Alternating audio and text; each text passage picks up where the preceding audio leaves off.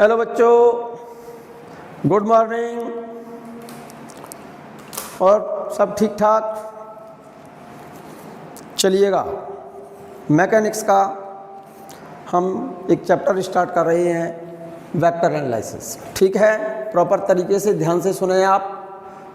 बहुत important chapter है vector analysis, क्योंकि इसकी ज़रूरत पड़ती है हमको हर जगह पर। वेक्टर के बाद आप प्रोजेक्टाइल मोशन पढ़ेंगे, उसमें भी डायरेक्शन की ज़रूरत पड़ेगी, वेक्टर की ज़रूरत पड़ेगी। सर्कुलर मोशन पढ़ेंगे, उसमें भी वेक्टर की ज़रूरत पड़ेगी, डायरेक्शन की ज़रूरत पड़ेगी। रोटेशनल मोशन पढ़ेंगे, उसमें भी डायरेक्शन की ज़रूरत पड़ेगी। न्यूटन्स लॉज ऑफ मोशन पढ़ेंगे आप, उसमें भी डायरेक्शन की ज़रूरत पड़ेगी। अब यहाँ से आगे जितने भी चैप्टर्स पढ़ेंगे आप, हर एक चैप्टर में आपको वेक्टर की ज़रूरत होगी। ठीक है, तो इसीलिए कृपया आप पेन और कॉपी निकालें और साथ साथ मेरे साथ साथ नोट करते जाइएगा। फिर से मैं कह रहा हूँ, आप वीडियो ध्यान से सुनें और अगर वीडियो आपको ठीक लगती है तो इसको सब्सक्राइब करें और लाइक कर दें। ठीक है ना बच्चों? और आपके पास रेगुलर वीडियो आती रहेंगी, ठीक है ना? आप इसको सब्सक्राइब और लाइक भी कर दें अगर आपको ठीक लगता है तो, और मेरे साथ साथ नोट करते जाएं। ठीक है, यस, चलो स्टार्ट करते हैं। ठीक है ना? Vector analysis. अब वेक्टर में बेटे all the physical quantities are divided into 3 parts. Physical quantities को डायरेक्शन के अकॉर्डिंग हमने 3 भागों में बांटा है। एक तो ऐसी फिजिकल क्वांटिटी जिसमें डायरेक्शन ना हो, केवल मैग्नीट्यूड हो, ऐसी क्वांटिटी को हम स्केलर क्वांटिटी कहते हैं। और एक ऐसी फिजिकल क्वांटिटी जिसमें मैग्नीट्यूड के साथ साथ डायरेक्शन भी हो, उस क्वांटिटी को हम वेक्टर क्वांटिटी कहते हैं। और तीसरी क्वांटिटी होती है कौन सी? Tensor quantity. टेंसर क्वांटिटी में क्या होता है मेरे बच्चे? उसमें वेक्टर और मैग्नीट्यूड दोनों डायरेक्शन दोनों चीज़ होती हैं, लेकिन ज़रूरत पड़ने पर उनको स्केलर की जहाँ ज़रूरत है तो उन क्वांटिटीज़ को स्केलर माना जा सके, और जहाँ पर वेक्टर की ज़रूरत है वहाँ पर उन क्वांटिटीज़ को वेक्टर माना जा सके, ऐसी क्वांटिटीज़ को टेंसर क्वांटिटी कहा जाता है। मैं बात कर रहा हूँ पहले स्केलर क्वांटिटीज़ की। ठीक है, स्केलर क्वांटिटीज़ की बात कर रहा हूँ, ध्यान से सुने। स्केलर अदिश राशि, जिसमें कोई अदिश का मतलब होता है, स्केलर का मतलब होता है जिसमें डायरेक्शन ना हो, केवल मैग्नीट्यूड हो। Those quantities which have only magnitude, जिसमें केवल मैग्नीट्यूड हो, एंड नो डायरेक्शन, जिसमें कोई डायरेक्शन ना हो, are called scalar quantities. For example, जैसे टाइम है, टाइम में मैग्नीट्यूड होता है लेकिन डायरेक्शन नहीं होती। जैसे हम कहते हैं, टाइम कहते हो आप, क्या टाइम हुआ है घड़ी में? इस समय सुबह के 9 बजे हैं। क्या हम ऐसा कहते हैं कि 9 AM टूवर्ड्स ईस्ट, 9 बजे हैं पूर्व की ओर, ईस्ट की ओर, या नॉर्थ की ओर, या साउथ की ओर? ऐसा थोड़ी कहते हैं हम कि टाइम 9 बजे हैं ऊपर की ओर या नीचे की ओर, या ईस्ट या वेस्ट, ऐसा तो नहीं कहते। टाइम मीन्स टाइम, जिसमें केवल, जैसे कहते हैं 9 बजे हुए, 9 बजे हैं। अब ऐसा नहीं कहते हम कि 9 बज रहे हैं पूर्व की ओर या पश्चिम की ओर, ऐसा तो नहीं कहते। इसमें केवल मैग्नीट्यूड होगा, डायरेक्शन नहीं होगी। मास, मास इज स्केलर क्वांटिटी, इसमें डायरेक्शन नहीं है। कहते हैं ना, जैसे कोई बॉडी है, कोई भी बॉडी है, जैसे यही पेन लें आप, हम कहते हैं जैसे इस बॉडी का मास मान लो 20 ग्राम है, तो ऐसा नहीं कहते हम 20 ग्राम टूवर्ड्स ईस्ट या 20 ग्राम टूवर्ड्स वेस्ट, डायरेक्शन तो नहीं देते। तो इसका मतलब जिसमें डायरेक्शन ना हो, केवल मैग्नीट्यूड हो, उस क्वांटिटी को हम स्केलर क्वांटिटी कहते हैं। तो एग्जाम्पल देखिएगा स्केलर क्वांटिटी के। टाइम है, जैसे मास है, स्पीड, डिस्टेंस, वर्क, एनर्जी, ये सब स्केलर क्वांटिटी हैं। यहाँ पर एक क्वांटिटी और लिखिए मेरे बच्चे, electric current. Electric current have both magnitude and direction. Electric current में मेरे बच्चे, जैसे किसी वायर में कोई करंट है, जैसे ये कोई वायर है, इस वायर में करंट मान लो 3 एम्पियर है, और एक वायर यहाँ पर ये जॉइंट है, और इस वायर में करंट 2 एम्पियर है। तो आप क्या बोलेंगे, यहाँ पर कितनी करंट हो गई? यहाँ पर एक दूसरा वायर जा रहा है, तो इस वायर में कितनी करंट जाएगी? 3 एम्पियर ये, 2 एम्पियर ये, तो इसमें 5 एम्पियर जाएगी। अगर हमने इसके बीच का एंगल यहाँ पर जैसे मान लो 30 डिग्री है, तो इन दोनों को ऐड किया, कितना हुआ 5 एम्पियर। अगर हम ये वायर इसमें 3 एम्पियर और एक ये वायर ले लिया मैंने इसमें 2 एम्पियर, यहाँ पर इन दोनों के बीच एंगल मान लो 90 है, तो यहाँ पर जब ये करंट 2 एम्पियर आ रही है, ये 3 एम्पियर आ रही है, इसमें कितनी करंट जाएगी मेरे बच्चे 3 + 2, यहाँ पर भी 5 एम्पियर जाएगी। अगर ये वेक्टर क्वांटिटी होती तो एंगल बदलने पर मेरे बच्चे, एंगल बदलने पर इसका सम बदल जाता। इसका मतलब यहाँ पर भी 3 + 2 5 एम्पियर है, यहाँ पर भी 3 + 2 5 एम्पियर है। So current has both magnitude and direction. Current में मैग्नीट्यूड भी है और डायरेक्शन भी है, but it is scalar quantity because it can not added like vector. इसको वेक्टर की तरह ऐड नहीं करते, इसका एल्जेब्रिक सम होता है, इसीलिए करंट कैसी क्वांटिटी है मेरे बच्चे, स्केलर क्वांटिटी है। ठीक है, resistance, potential, charge, electric flux, important point. Electric flux is scalar quantity, इसको याद रखना, आगे एग्जाम्पल में आएगा। इलेक्ट्रिक फ्लक्स, मैग्नेटिक फ्लक्स ये कैसी क्वांटिटी है, स्केलर क्वांटिटी है। ये याद रखना आप, इलेक्ट्रिक फ्लक्स और मैग्नेटिक फ्लक्स स्केलर क्वांटिटी है। पार स्केलर क्वांटिटी है, याद रखिएगा। टेम्परेचर एसेट्रा और एग्जाम्पल ऑफ स्केलर क्वांटिटी।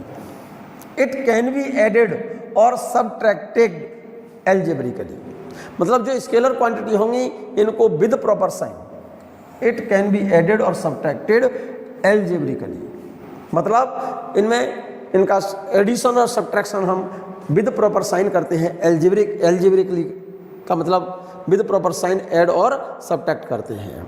ठीक है ना। वेक्टर क्वांटिटी कौन सी होती है, दोज क्वांटिटीज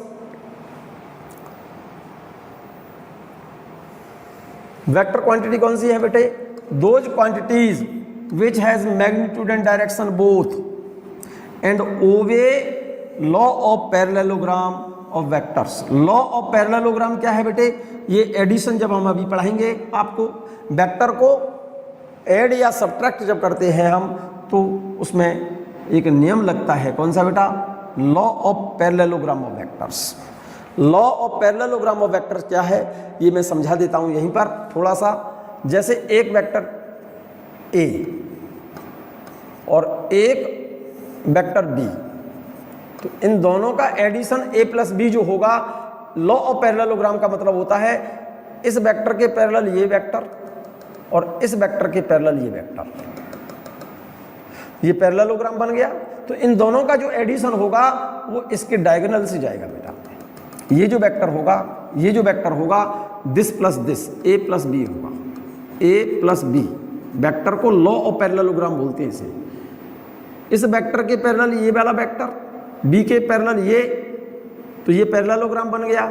इस पैरेललोग्राम का जो डायगोनल है इस वेक्टर और इस वेक्टर का रिजल्टेंट इस डायगोनली जाएगा। ये लॉ ऑफ पैरेललोग्राम है, इसको हम आगे और डिटेल में समझाएंगे। फिर से समझो, the quantities which has magnitude and direction both and obey law of parallelogram of vectors, इनको ऐड और सब्ट्रैक्ट जो करते हैं हम लॉ ऑफ पैरेललोग्राम की तरह करेंगे हम। ठीक है, is called vector quantities. For example, area of a plane, किसी प्लेन का जो एरिया होता है मेरे बच्चे, इसको समझो अच्छे से। Area of a plane is vector quantity. किसी प्लेन के एरिया की direction always normal to plane outward. जैसे कोई प्लेन है, ये किसी प्लेन के एरिया की डायरेक्शन हमेशा प्लेन के नॉर्मली आउटवर्ड होती है। इसके प्लेन के एरिया की डायरेक्शन प्लेन के नॉर्मली, ये प्लेन है, इसके एरिया की डायरेक्शन प्लेन के नॉर्मली बाहर की तरफ होगी, आउटवर्ड।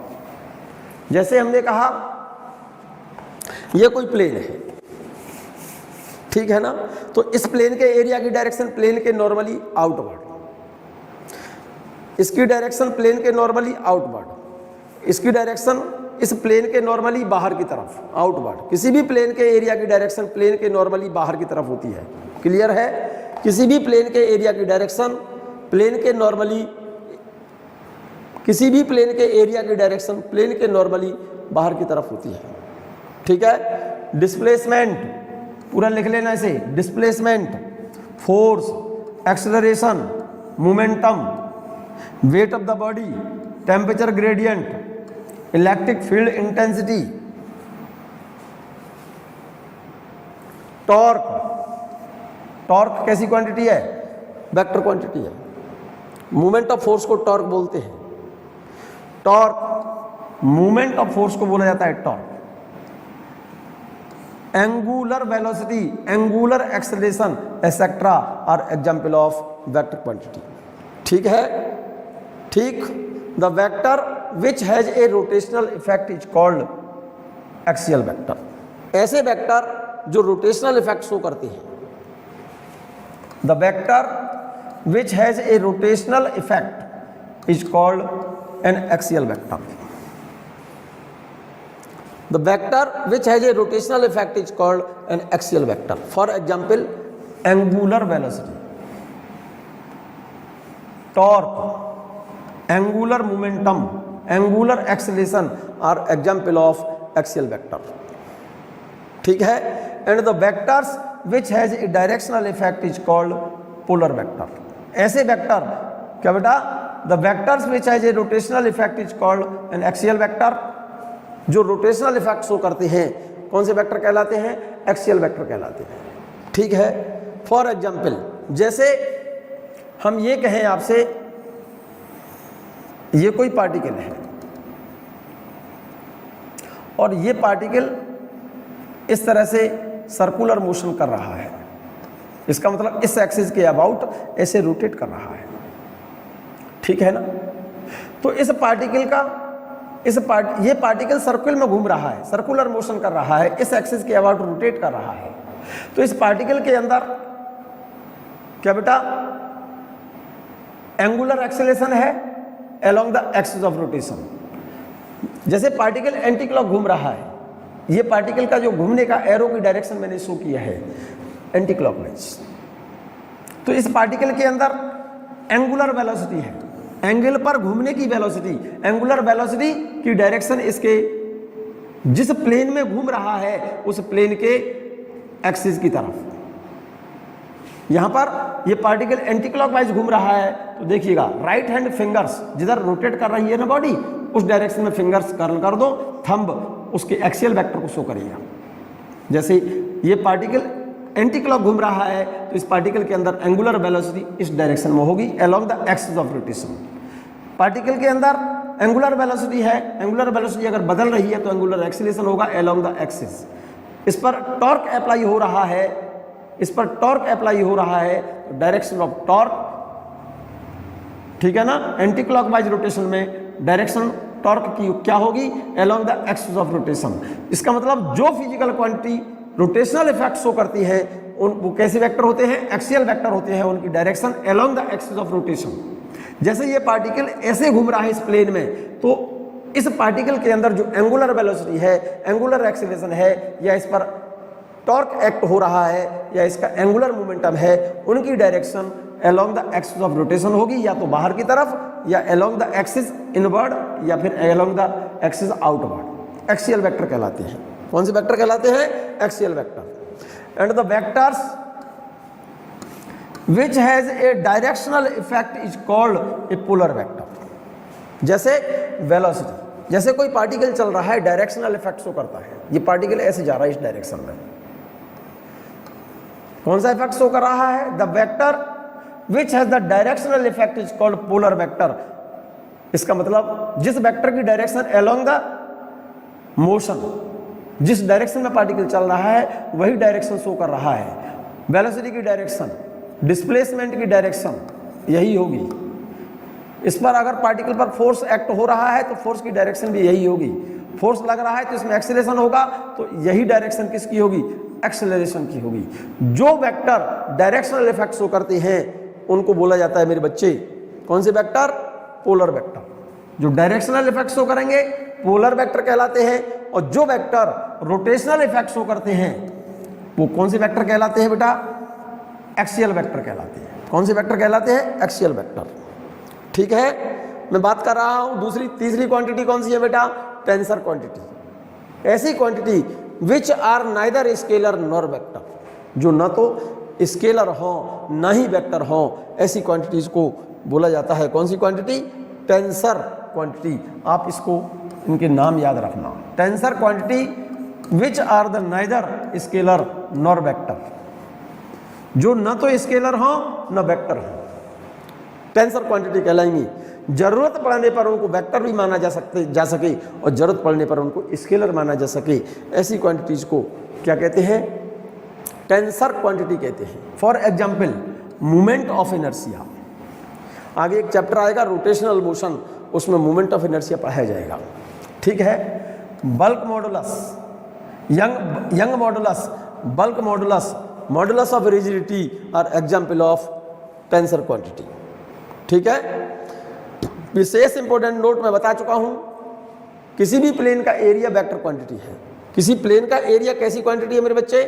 वेक्टर क्वांटिटी है। Area direction of area vector, किसी प्लेन का जो एरिया होता है वो वेक्टर क्वांटिटी है, और किसी प्लेन के एरिया की जो डायरेक्शन है वो उस प्लेन के परपेंडिकुलर होगी जिस प्लेन का एरिया ले रहे हैं। जैसे ये प्लेन है तो इस प्लेन के एरिया की डायरेक्शन प्लेन के परपेंडिकुलर आउटवर्ड होगी। So direction of vector area और area vector is normal to, perpendicular का साइन है ये, normal to the plane of area outward. ठीक है, जैसे ये कोई प्लेन है, ये कोई प्लेन है, इस प्लेन के एरिया की डायरेक्शन प्लेन के नॉर्मली बाहर की तरफ होगी। प्लेन तो ये, इसको तो प्लेन कहेंगे, और प्लेन के एरिया की डायरेक्शन प्लेन के नॉर्मली बाहर की तरफ होगी। ठीक है, रिप्रेजेंटेशन ऑफ ए वेक्टर, किसी वेक्टर को रिप्रेजेंट कैसे किया जाता है? रिप्रेजेंटेशन ऑफ ए वेक्टर, किसी वेक्टर को हमेशा एक स्ट्रेट लाइन से रिप्रेजेंट करते हैं बच्चों। किससे? रिप्रेजेंटेशन ऑफ ए वेक्टर, किसी वेक्टर को एक स्ट्रेट लाइन से रिप्रेजेंट किया जाता है। एक स्ट्रेट लाइन समझते हैं ना, सरल रेखा, स्ट्रेट लाइन से रिप्रेजेंट करते हैं जिस पर एक एरो का साइन होता है। इस एरो के साइन को बोला जाता है हेड, और इसको बोलते हैं टेल। जैसे ये कोई वेक्टर है, any vector A is any vector, it has magnitude and direction both. तो इस वेक्टर को हम लिखेंगे, इसके अंदर क्या चीज है बेटा? मैग्नीट्यूड भी है, प्लस इसके अंदर ये एरो का साइन जो बताएगा, क्या बताएगा? डायरेक्शन बताएगा। अगर हमको केवल वेक्टर का मैग्नीट्यूड चाहिए, मैग्नीट्यूड केवल चाहिए, डायरेक्शन नहीं चाहिए, तो इस वेक्टर के ऊपर से एरो का साइन हटा दो। एरो का साइन हटा दिया मैंने यहां से। अगर ए, जैसे वेक्टर, कोई भी वेक्टर ए है और इसके ऊपर आपने एरो लगा रखा है, इसका मतलब क्या है कि इसमें मैग्नीट्यूड भी है और इसके अंदर डायरेक्शन भी है। और अगर केवल आपको इसका मैग्नीट्यूड दिखाना है तो इस वेक्टर के ऊपर जो एरो का साइन लगाए ना, ये वाला साइन हटा दो, ये इस पर साइन हटा दिया। और अगर लगा हुआ है तो इसको दो लाइनों के अंदर बंद कर दो, एक लाइन ये और एक लाइन ये, ब्रैकेट नहीं, दो लाइन के अंदर बंद करो। इस वेक्टर के ऊपर एरो लगा दिया है और दो लाइन के अंदर बंद कर दिया है, तो इसको पढ़ा जाता है मैग्नीट्यूड ऑफ वेक्टर, और इसको पढ़ा जाता है मोड ऑफ वेक्टर या मॉडुलस ऑफ वेक्टर। ठीक है, कोई भी वेक्टर है, ये वेक्टर को हमेशा एक स्ट्रेट लाइन से रिप्रेजेंट करते हैं जिसमें एक एरो का साइन होता है जिसे हेड कहा जाता है, इसको बोलते हैं tail. A is any vector, it has both magnitude and direction. इसमें डायरेक्शन भी होगी, एरो लगा हुआ है तो इसका मतलब इसमें मैग्नीट्यूड भी है और इसमें डायरेक्शन भी है। और इसका वेक्टर हटा दिया, यहाँ से एरो हटा दिया, या फिर एरो लगा करके उसका दो लाइन के अंदर बंद कर दिया, तो इसको पढ़ा जाता है मेरे बच्चे मैग्नीट्यूड, और पढ़ते हैं हम इसको मॉडुलस ऑफ वेक्टर। ठीक है, मॉडुलस ऑफ वेक्टर पढ़ा जाता है इसको। ठीक है, फॉर एग्जाम्पल जैसे किसी पार्टिकल की वेलोसिटी, किसी भी पार्टिकल की वेलोसिटी, हमने कहा किसी पार्टिकल की वेलोसिटी 5 मीटर पर सेकेंड टुवर्ड्स ईस्ट है। ठीक है, ईस्ट डायरेक्शन तो समझते हैं आप, ये तो ईस्ट, ये वेस्ट, नॉर्थ, पेपर पे तो ऐसे ही बनाते हैं। किसी पार्टिकल की वेलोसिटी जैसे 5 मीटर पर सेकेंड टुवर्ड्स ईस्ट बोल रहा है मैंने, अगर इस वेक्टर के आगे माइनस लगा दो, इस माइनस साइन, वेक्टर के आगे माइनस साइन लगा दिया, तो वेक्टर के आगे का माइनस साइन, विशेष ध्यान से सुनना मेरे बच्चे, वेक्टर के आगे का माइनस साइन केवल वेक्टर की डायरेक्शन को अपोजिट करेगा। इस वेक्टर में डायरेक्शन क्या है, ईस्ट, और इसी के आगे हमने माइनस साइन लगा दिया है, तो वेक्टर के आगे का माइनस साइन इसके मैग्नीट्यूड को माइनस नहीं करता।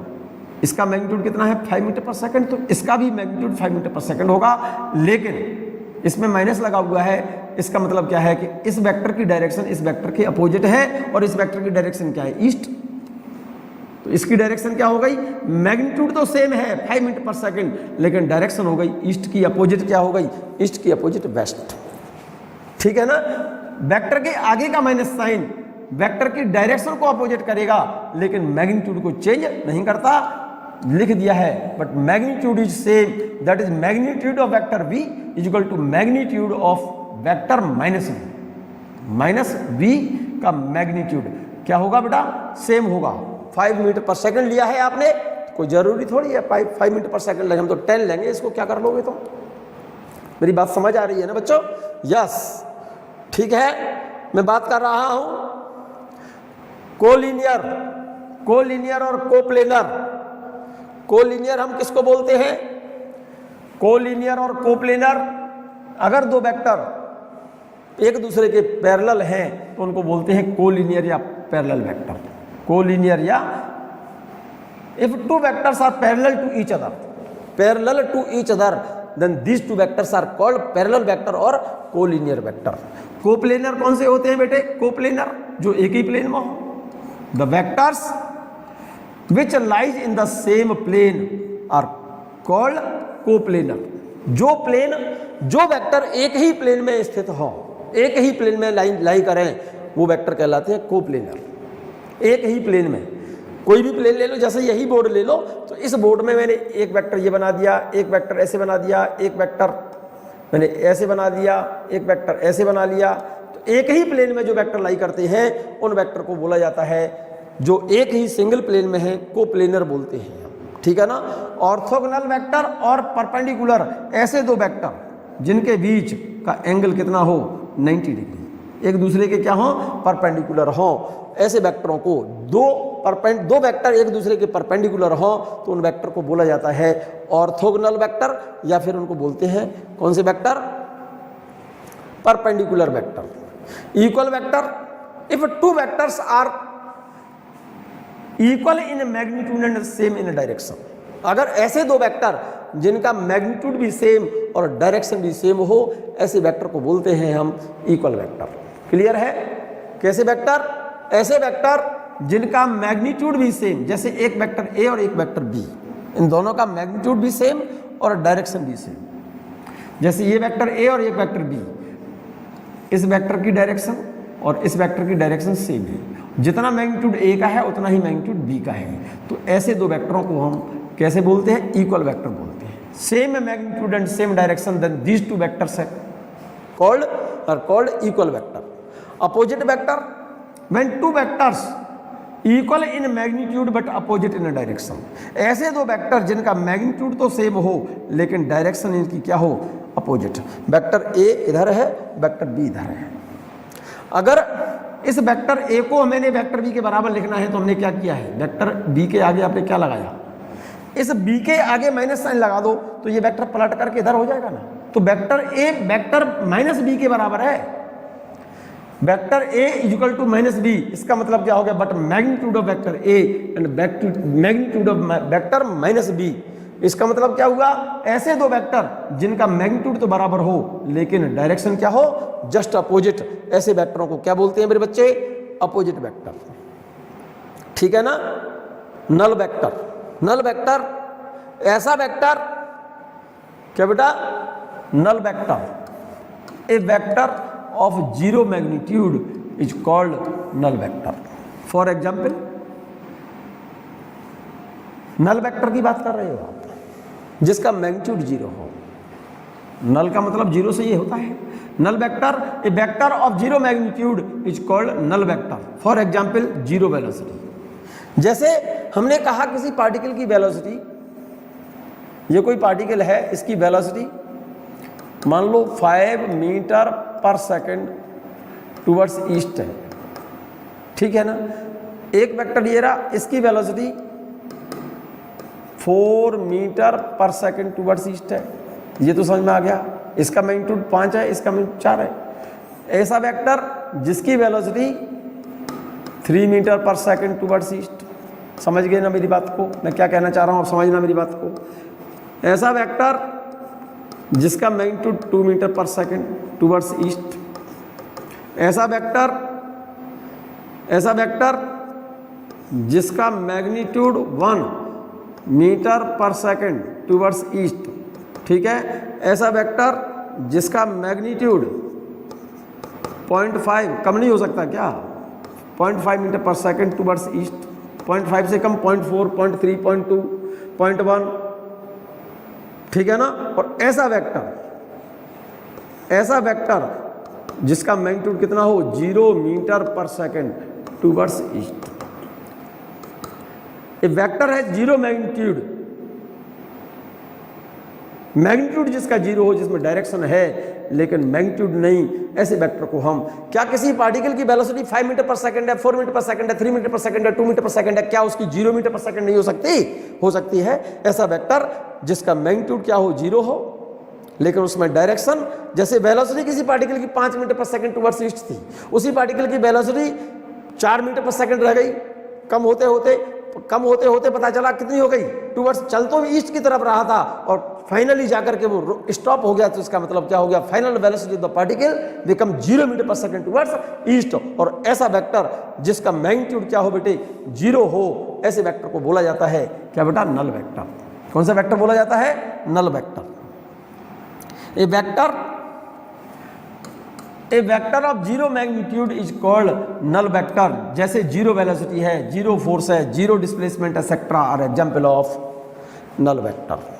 लाइक वेक्टर कौन से होते हैं, लाइक, और एक होता है unlike. Vectors are in same direction are called like. ऐसे दो वेक्टर जिनकी डायरेक्शन सेम हो, लाइक वेक्टर भी कहते हैं, इनको पैरेलल वेक्टर भी कहते हैं। और अनलाइक वेक्टर उनको बोलते हैं मेरे बच्चे, vectors are in opposite direction are called unlike vector. Unlike में वेक्टर की डायरेक्शन अपोजिट होंगी और लाइक वेक्टर में डायरेक्शन दोनों की सेम होंगी, ठीक है ना, क्लियर है। और अगर डायरेक्शन भी सेम और मैग्नीट्यूड भी सेम तो लाइक वेक्टर न कह करके हम क्या बोलेंगे, equal vector. Direction opposite, magnitude same तो अनलाइक वेक्टर न बोल करके क्या बोलेंगे, इनको हम अपोजिट वेक्टर। मैं बात कर रहा हूं बच्चों इस चैप्टर का सबसे इंपॉर्टेंट पॉइंट जो आपको इस चैप्टर में लास्ट तक परेशान करेगा, यूनिट वेक्टर। पूरा का पूरा चैप्टर इसी पॉइंट पर बेस्ड है, इस पॉइंट पर बेस्ड है, यूनिट वेक्टर पर। कंप्लीट चैप्टर इसी पॉइंट पर बेस्ड है बच्चों, कंप्लीट चैप्टर इसी पॉइंट पर बेस्ड है। यूनिट वेक्टर जैसा नाम है वो यूनिट, ऐसा वेक्टर जिसका मैग्नीट्यूड क्या हो, यूनिट ही हो। A vector of unit magnitude is called unit vector. ऐसा वेक्टर जिसका मैग्नीट्यूड कितना हो मेरे बच्चे, 1 हो। A vector of unit magnitude is called unit vector. जैसे हमने कहा ये कोई वेक्टर है ए, इसका मैग्नीट्यूड 5 यूनिट है।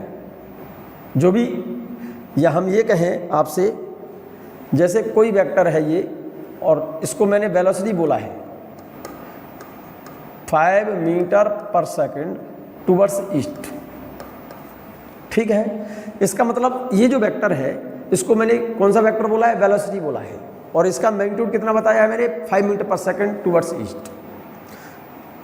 तो इस वेक्टर का मैग्नीट्यूड तो 5 है और डायरेक्शन ईस्ट है, तो इसका मतलब ये हो गया इस वेक्टर का यूनिट वेक्टर इसमें कितनी बार इंक्लूड होगा, 5 बार, क्योंकि आपने बोला है ऐसा vector, A vector of unit magnitude is called unit vector.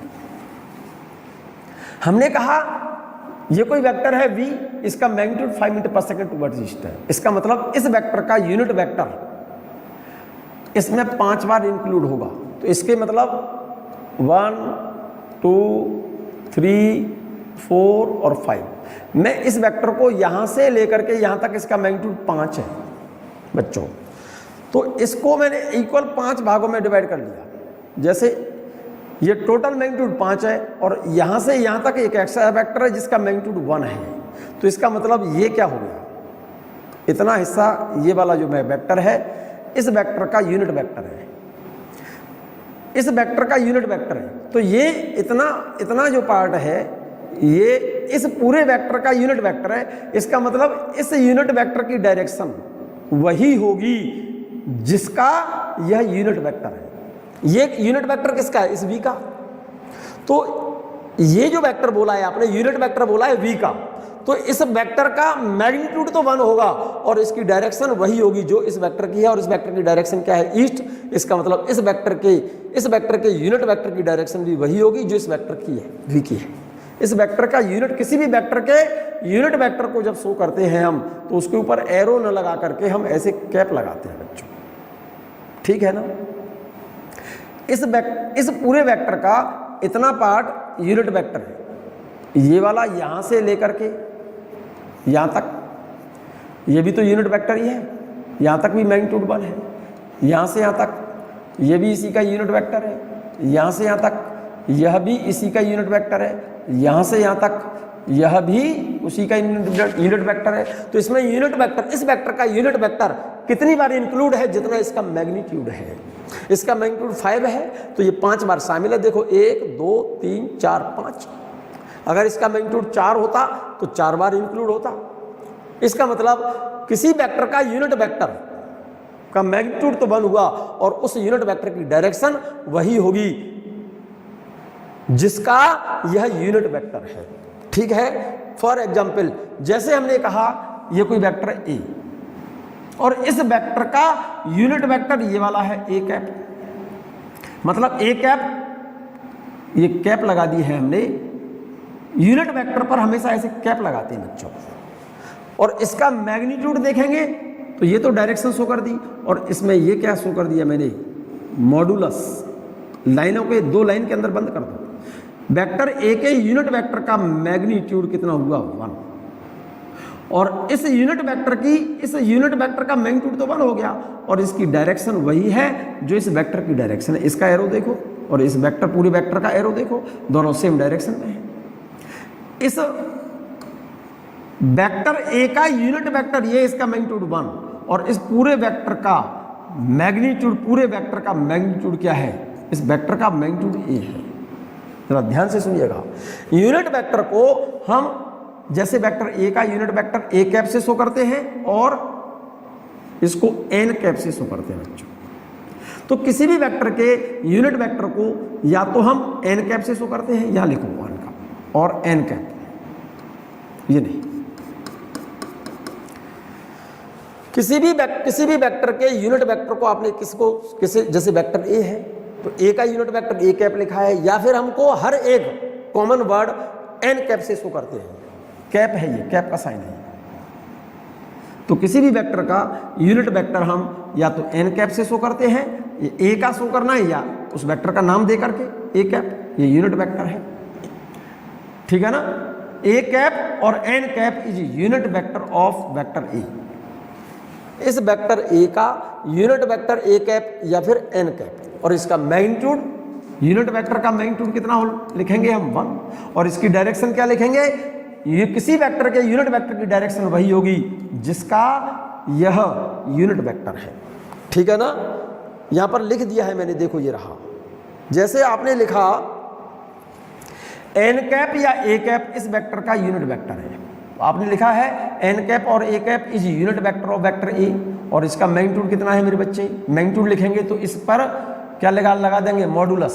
2 लाइनों के अंदर बंद करते हैं, मॉडुलस पढ़ते हैं हम इसको।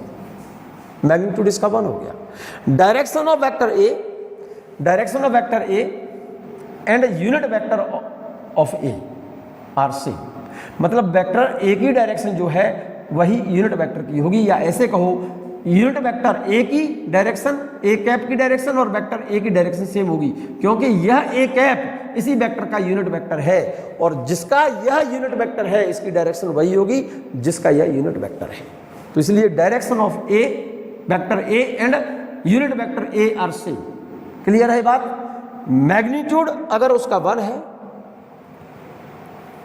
अगर मैग्नीट्यूड वेक्टर का 1 है तो उसको क्या लिखा है आपने, ए कैप से। मैग्नीट्यूड 2 होता तो क्या लिखते, 2 ए कैप। 4 होता तो क्या लिखते, 4 ए कैप। और अगर मैग्नीट्यूड वेक्टर का ए वेक्टर का मैग्नीट्यूड ए है, इस वेक्टर का मैग्नीट्यूड ए है, अगर मैग्नीट्यूड 1 है तो क्या लिखा है आपने, ए कैप। मैग्नीट्यूड ए है तो वेक्टर को क्या लिखेंगे, वेक्टर लिखा है ना, ए इंटू ए कैप। तो वेक्टर को क्या लिखा आपने, वेक्टर ए बराबर magnitude of vector into its unit vector. ठीक है, देखिएगा फिर से, किसी भी वेक्टर को वेक्टर बराबर होता है magnitude of vector into unit vector.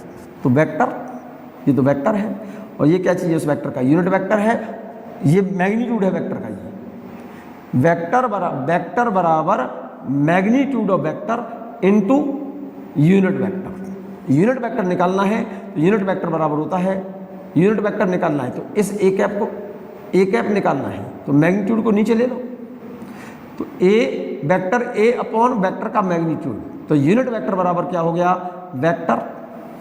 भाई यूनिट वेक्टर निकालना है मुझे, तो इस यूनिट वेक्टर को निकालने के लिए क्या करेंगे, वेक्टर और इस मैग्नीट्यूड वेक्टर को इसके नीचे लिख दो, तो इस वेक्टर का यूनिट वेक्टर हो जाएगा vector upon magnitude of vector. अगर किसी वेक्टर को उस वेक्टर के मैग्नीट्यूड से डिवाइड कर दें तो उस वेक्टर का क्या निकल आएगा, यूनिट वेक्टर निकल आएगा। क्लियर है ये बात। वेक्टर को अगर उस वेक्टर के मैग्नीट्यूड से डिवाइड कर दिया तो क्या निकलेगा, वो यूनिट वेक्टर निकलेगा। ठीक है ना, ठीक है। अब मैं यूनिट वेक्टर ज्योमेट्री में एक्स डायरेक्शन में, वाई डायरेक्शन में और जेड डायरेक्शन में बता रहा हूं आपको। This is the x direction, ये वाई डायरेक्शन और ये डायरेक्शन लिया आपने जेड डायरेक्शन। ये तो एक्स, ये वाई और इसको जेड बोलेंगे ऐसे, तो पेपर पे तो हम ऐसे ही बनाएंगे ना ऐसे। भाई ये तो एक्स डायरेक्शन है, ये वाई डायरेक्शन है, ये जेड डायरेक्शन है। एक्स और वाई के बीच का एंगल कितना हो गया, 90। वाई और जेड के बीच एंगल 90, जेड और एक्स के बीच 90। 3 डायरेक्शंस हैं एक्स वाई जेड।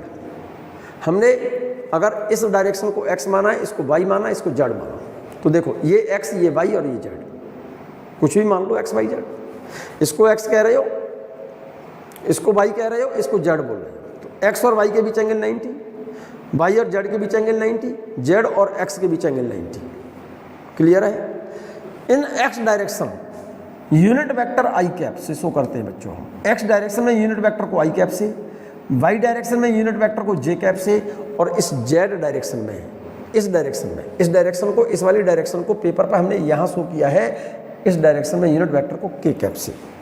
तो आई वेक्टर एक्स डायरेक्शन में इधर हो गया, जे हो गया वाई डायरेक्शन में, के हो गया जेड डायरेक्शन में। I is the unit vector along X axis and j is the unit vector along y axis and k is unit vector of along z axis। जरा गौर से देखिएगा यहाँ पर क्या लिखा हुआ है, बहुत इंपॉर्टेंट बात लिखी है बच्चों। यहाँ देखिएगा, I is the unit vector along x direction, unit vector along y direction, k unit vector along z direction। I not equal to j not equal to k। ये बात सही है या गलत है, पहले ये देखो, आराम से सोच समझ करके देखो पहले, बहुत आसानी से। ये बात बिल्कुल करेक्ट है। क्यों करेक्ट है, क्योंकि आई की डायरेक्शन तो ये है और जे की डायरेक्शन ये है। इन दोनों का मैग्नीट्यूड तो 1 है लेकिन डायरेक्शन सेम नहीं, तो I not equal to J not equal to K. I को हम जे के बराबर या जे को के बराबर नहीं लिख सकते, बिकॉज आई जे के have same magnitude but different direction. अगर इनकी डायरेक्शन भी सेम होती तब हम आई बराबर जे बराबर के लिखते हैं। मैग्नीट्यूड तो सेम है मेरे बच्चे लेकिन डायरेक्शन सेम नहीं है, इसलिए ये बात I not equal to J not equal to K but magnitude of I equal to magnitude of J equal to magnitude of K. और आई जे के क्या है, यूनिट वेक्टर है, तो आई का मैग्नीट्यूड भी 1, जे का भी मैग्नीट्यूड 1, के का भी मैग्नीट्यूड 1, तो मैग्नीट्यूड तो सेम है लेकिन डायरेक्शन सेम नहीं है। इसीलिए हम इन वेक्टरों को आई बराबर जे बराबर के नहीं लिख सकते, ऐसे नहीं लिख सकते। क्यों नहीं लिख सकते, क्योंकि आई जे और के की डायरेक्शन सेम नहीं है। अगर इनकी डायरेक्शन और मैग्नीट्यूड सेम होते तब इन वेक्टर को क्या लिखते, इक्वल वेक्टर लिखते। ठीक है, ठीक है। फॉर एग्जाम्पल एक छोटा सा पॉइंट और बता रहा हूं बच्चों, ध्यान से सुने मेरी बात को। जैसे ये एक्स एक्सिस है, ये वाई एक्सिस है और ये जेड एक्सिस ये वाली है बच्चों, ये जेड एक्सिस है, ये जेड एक्सिस कह रहा हूं। एक्स डायरेक्शन में यूनिट वेक्टर आई है, वाई डायरेक्शन में ये तो यूनिट वेक्टर आई है, वाई डायरेक्शन में यूनिट वेक्टर जे है और जेड डायरेक्शन में यूनिट वेक्टर के है। ठीक है। आई और जे के बीच का एंगल कितना हो गया 90, जे और के बीच एंगल 90, के और आई के बीच एंगल 90। आई जे के आर म्यूचुअली परपेंडिकुलर, ये बात हमने यहाँ पर देखो, आई और ये तो आई, ये जे, एंगल कितना है 90, ये जे है और इस डायरेक्शन में के है, तो इन दोनों के बीच एंगल कितना है 90। ये के और ये आई, के और आई के बीच एंगल 90। तीनों वेक्टर कैसे हैं? Mutually perpendicular. ठीक है ना। मैं बात कर रहा हूं component of A vector in 2 dimension, किसी एक वेक्टर के 2 डायरेक्शन में component, component of A vector in 2 dimension. तो ध्यान से सुनिएगा,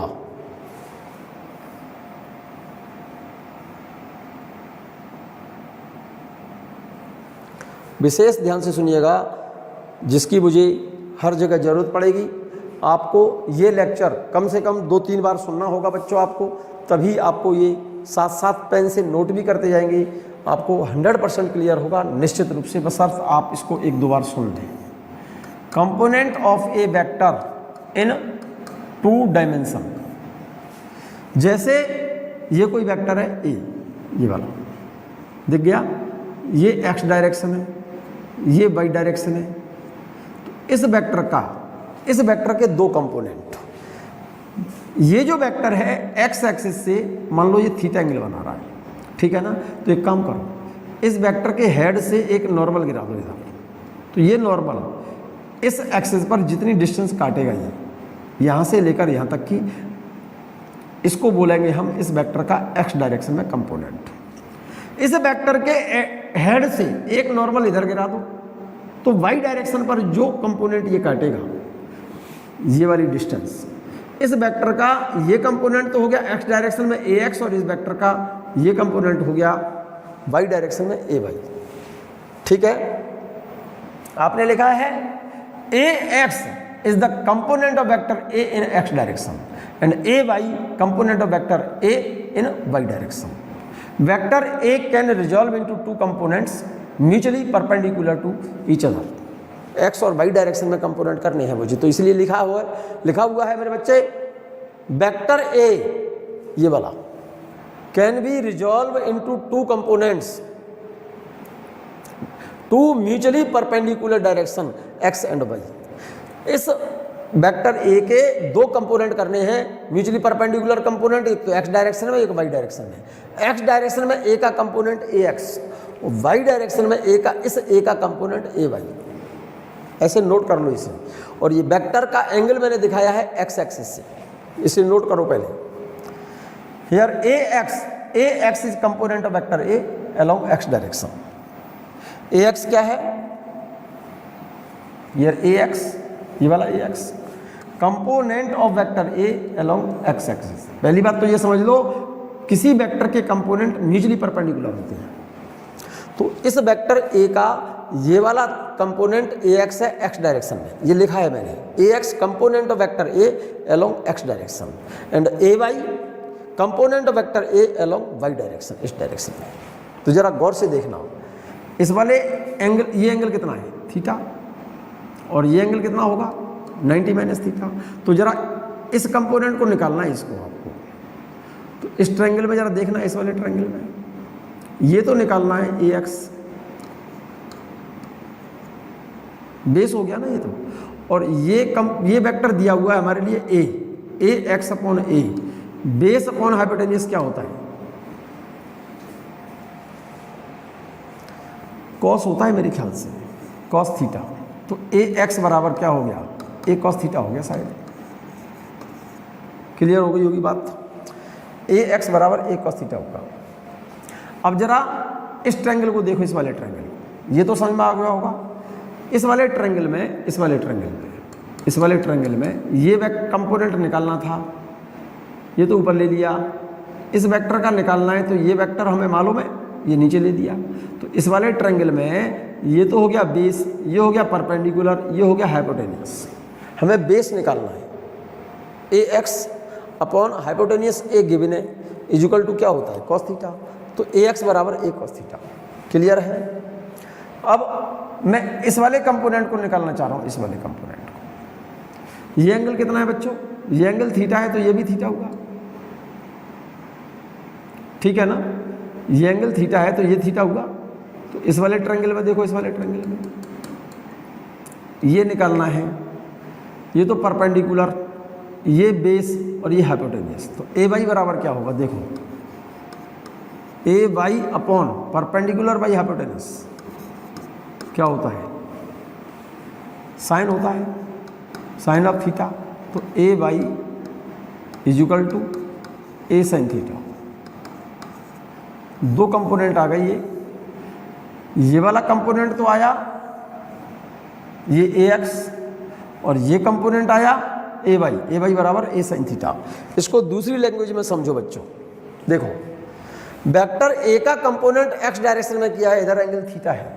तो ए का एक्स डायरेक्शन में कंपोनेंट ए एक्स क्या आया है? ए कॉस थीटा। मतलब इस वेक्टर का एक्स डायरेक्शन में कंपोनेंट जिधर एंगल है उस डायरेक्शन में आपने वेक्टर ए के साथ क्या लगा दिया? कॉस। और इधर की तरफ ये एंगल है नहीं, वैसे तो एंगल ये वाला 90 माइनस थीटा होगा बच्चों, ये वाला एंगल। ये कंपोनेंट कितना आया है? वाई बराबर ए साइन थीटा। तो इसका मतलब ये हो गया जिधर एंगल होता है उधर का कंपोनेंट कॉस होता है, और जिधर एंगल नहीं होता उधर का कंपोनेंट साइन होता है। ये बात आप याद रखो। याद क्या रखना है? फिर से समझ लो इसको, फिर से मैं बता दे रहा हूँ। लोग अलग से मैं यहाँ लिख के दिखाई दे रहा हूँ। ये तो एक्स डायरेक्शन है, ये वाई डायरेक्शन है, ये कोई वेक्टर है ए। इस वेक्टर के हेड से एक नॉर्मल गिरा दो एक्स एक्सिस पर। तो इस एक्स एक्सिस पर ये वाला जो कंपोनेंट, ये जो डिस्टेंस है, इस वेक्टर का एक्स डायरेक्शन में कंपोनेंट है, इसको बोलूँगा मैं ए एक्स। और एक गिरा दो वाई एक्सिस पर, तो यहाँ पर ये वाली लंबाई जो भी काटेगा ये कंपोनेंट हो गया वाई डायरेक्शन में, इसको लिख दिया मैंने ए वाई। ये एंगल थीटा है। तो जरा गौर से देखो, ये एंगल थीटा है तो इस ट्रायंगल में देखोगे आप, इस वाले ट्रायंगल में एक तो ये वाली वैल्यू हमें पता है क्योंकि इसके तो कंपोनेंट करने हैं, और ये वाला कंपोनेंट निकालना है मुझे एक्स डायरेक्शन में। तो ये तो हो गया बेस, ये हो गया हाइपोटेनियस। तो इस वाले ट्रायंगल में निकालेंगे इस वाले कंपोनेंट को। तो ये A X upon base upon hypotenuse A बराबर क्या हो गया? कॉस थीटा हो गया। तो ए एक्स बराबर क्या हो गया? ए कॉस थीटा हो गया। क्लियर है। अब मैं निकाल रहा हूं इस वाले कंपोनेंट को। इस वाले ट्रायंगल को देखो जरा गौर से, इस वाले ट्रायंगल को, इस वाले ट्रायंगल को देखो। ये एंगल थीटा है तो एंगल ये भी शायद थीटा ही होगा।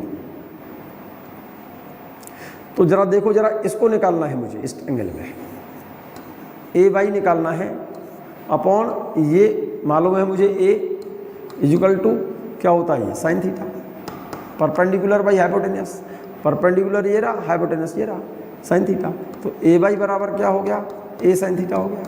तो इसका मतलब ये हो गया कि जिधर एंगल बनाया था आपने, जिधर एंगल है उधर का कंपोनेंट क्या लिखा है आपने? इसके साथ इसमें कॉस लिख दिया, ये रहा। और जिधर एंगल नहीं दिखाया आपने, इसमें यहाँ एंगल नहीं है, तो इधर का कंपोनेंट क्या दिखाया आपने? ये वाला कंपोनेंट साइन दिखा दिया। अब एक काम करो, इसका स्क्वायर करो, इसका स्क्वायर करो, ऐड कर दो। इन दोनों का स्क्वायर करके ऐड करो।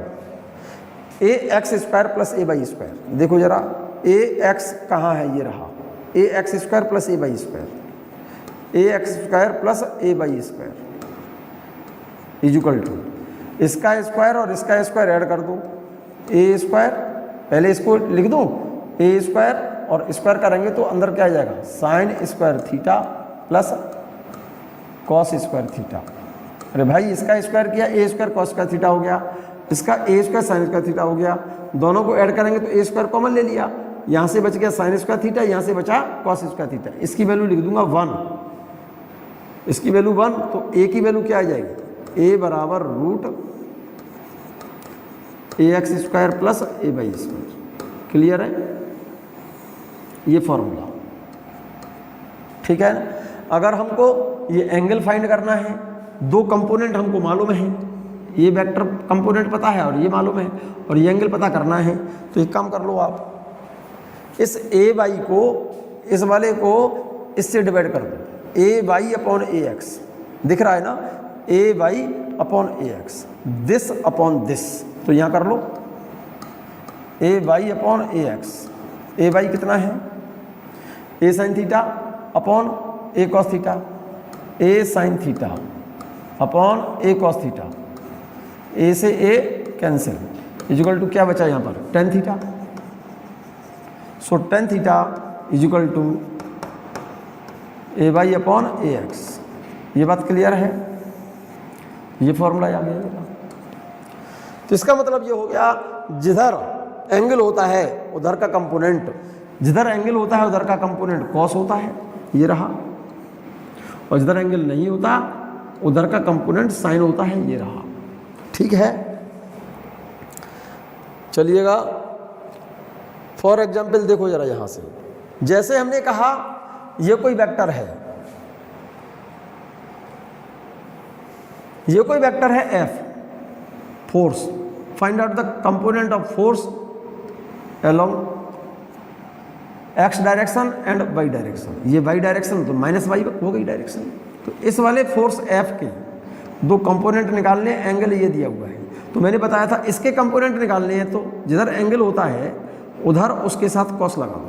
तो देखो एफ का निकालना है कंपोनेंट, एंगल जिधर इधर एंगल दिया है, तो इस वाले वेक्टर का ये वाला कंपोनेंट क्या होगा, इस एफ के साथ एंगल जिधर है उधर कॉस लगा दो, और जिधर एंगल नहीं है, इधर एंगल नहीं है, तो इसके साथ क्या लगा दो, साइन लगा दो।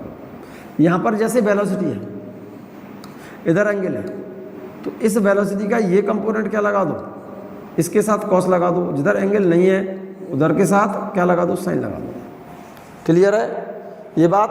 फॉर एग्जाम्पल जैसे एक क्वेश्चन लिखा हुआ है आपका, यहाँ पर जरा गौर से देखें, a force of 20 Newton acts on a body at 30 degree north of east. अब ये प्रॉब्लम आ गई, नॉर्थ ऑफ ईस्ट क्या होता है।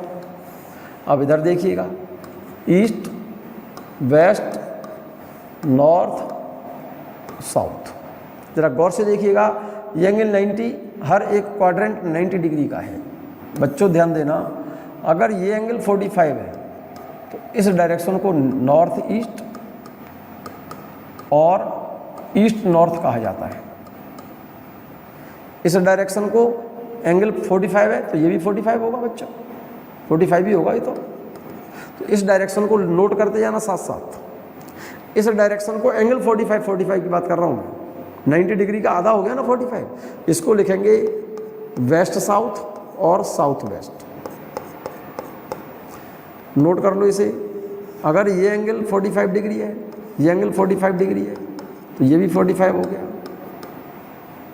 इसको, इस डायरेक्शन को क्या कहेंगे, नॉर्थ वेस्ट, और क्या बोलते हैं, वेस्ट नॉर्थ, एक ही बात है।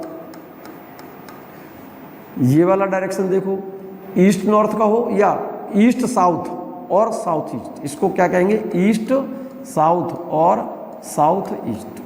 नोट करो पहले इसे, इसको नोट करिए आप सब लोग, इन डायरेक्शन को नोट करिए आप पहले।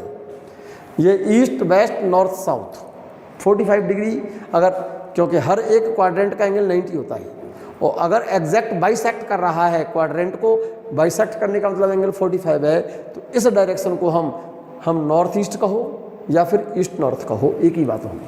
एंगल अगर एग्जैक्ट 45 है तब ये डायरेक्शन नॉर्थ वेस्ट कहो या वेस्ट नॉर्थ कहो, ये रहा।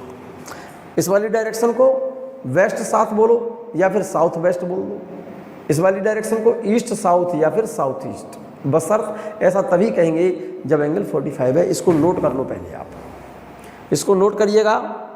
कर लिया। अब देखिएगा ध्यान से, फिर से देखिएगा, फिर से देखो, आप इसको, आपने बोला ये डायरेक्शन ईस्ट, ये वेस्ट, ये नॉर्थ, ये साउथ। इंपॉर्टेंट पॉइंट बोल रहा हूं, अगर ये डायरेक्शन थीटा है नॉट 45, लेस देन 45 और ग्रेटर देन 45 कुछ भी हो, लेकिन 45 नहीं है ये, 45 नहीं है ये, तो इस डायरेक्शन को क्या बोलेंगे? जिधर जैसे ये एंगल दिया है तो इसको लिखेंगे नॉर्थ ऑफ ईस्ट। एंगल इधर से दिया है, लिखेंगे north of east. North of east का मतलब क्या हो गया? ईस्ट से थीटा डिग्री, ईस्ट से थीटा डिग्री नॉर्थ की तरफ, इस डायरेक्शन को लिखा जाता है नॉर्थ ऑफ, एंगल इधर दिया है, लिखेंगे आप नॉर्थ ऑफ ईस्ट। इस तरह से इसको पढ़ा जाएगा ईस्ट से इतने डिग्री, थीटा डिग्री नॉर्थ की तरफ, ठीक है ना। हमने कहा जैसे ये एंगल थीटा है तो इस डायरेक्शन को क्या पढ़ा जाएगा? एंगल इधर से दिया हुआ है तो इसको पढ़ा जाएगा south of west, south of west. Angle जैसे ये थीटा दिया है, इस डायरेक्शन को पढ़ा जाएगा east of south, east of south. Angle मान लो ये दिया हुआ है थीटा, ये एंगल थीटा दिया है तो इस डायरेक्शन को क्या पढ़ा जाएगा? जिधर एंगल दिया है, ये एंगल थीटा दिया है तो इधर से पढ़ा जाएगा, इसको लिखेंगे वेस्ट ऑफ नॉर्थ। इसको आप नोट कर लीजिएगा कॉपी पर, नहीं तो क्वेश्चन गलत हो जाएंगे आपके। नोट कर लो आप इससे पहले, नोट कर लिया? Very good. अब क्वेश्चन देखिएगा क्या कह रहा है। A force of 20 Newton acts on a body at 30 degree north of east. ये कह रहा है मेरे बच्चे, ईस्ट ये रहा, वेस्ट ये रहा, नॉर्थ और साउथ। 20 न्यूटन फोर्स बता रहा है किस डायरेक्शन में? North of east. इसका मतलब ये हो गया नॉर्थ ऑफ ईस्ट, इस डायरेक्शन को बोलते हैं। ये 30 डिग्री एंगल दिया है, इसको बोलेंगे north of east. 30 degree east से नॉर्थ की ओर, और ये फोर्स दिया हुआ है कितना? ये फोर्स F बराबर 20 न्यूटन है, ठीक है। अब क्या पूछ रहा है?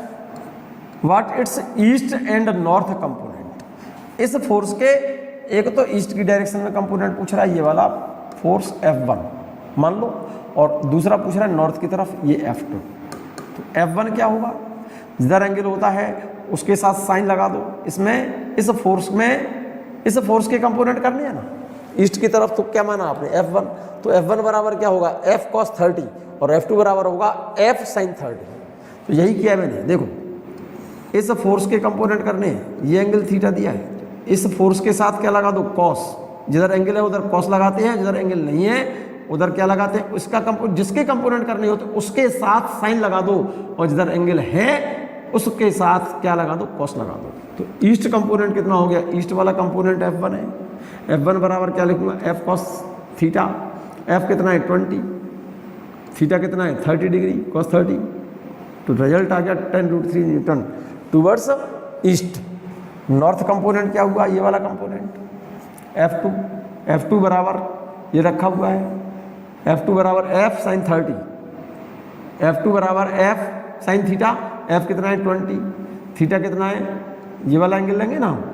अरे भाई, जिधर एंगल नहीं है उधर साइन लिखते हैं, उसी एंगल के साथ sin 30। और sin 30 की वैल्यू कितनी होती है मेरे बच्चे? 1/2। 20 को 2 से डिवाइड करेंगे तो 10 न्यूटन। क्लियर है? यहाँ देखो, जैसे यहाँ पर एक फोर्स दिया है हमने F 50 न्यूटन, ये एंगल दिया है 30, तो ये पूछ रहा है इस फोर्स का x कंपोनेंट और y कंपोनेंट क्या होगा? x कंपोनेंट F1, जिधर एंगल नहीं है उधर साइन लगाते हैं 50 sin 30, और जिधर एंगल है उधर क्या लगाते हैं? कॉस लगाते हैं 50 cos 30। मेरी बात समझ में आ गई होगी। क्लियर है? बिल्कुल क्लियर है। मैं बात करूंगा बच्चों component of A vector in 3 dimensions, ठीक है, नेक्स्ट लेक्चर में। ओके।